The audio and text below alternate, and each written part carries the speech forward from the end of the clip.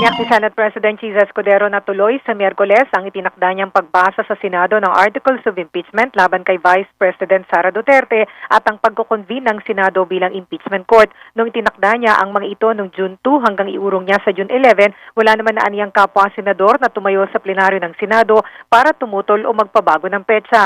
Sa Miyerkules, matapos nila mag-convene bilang impeachment court, kumpiyansang makakapag-issue na siya ng summon kay Vice President Duterte para pasagutin sa impeachment cases. Binigyang diin naman na kapag nag-convene na sila bilang impeachment court, doon dedesisyonan ang pagsasagawa ng impeachment trial kabilang ang mungkahi ni Senate Majority Leader Francis Tolentino na isagawa ito ng mabilisan o sa loob ng 19 na araw o bago magsara ang 19th Congress.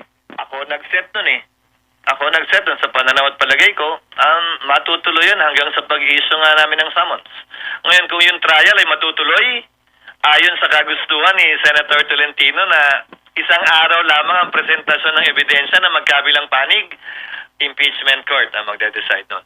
Si Senate President Cheese Escudero, idiniin naman na kung may tumutol sa pagkukonvene bilang impeachment court at kung may mag-motion na i-dismiss na ang impeachment cases laban sa Vice President, dadaan ito sa botohan ng mga senador katulad ng lahat ng ibang motion na inihaharap sa Senado.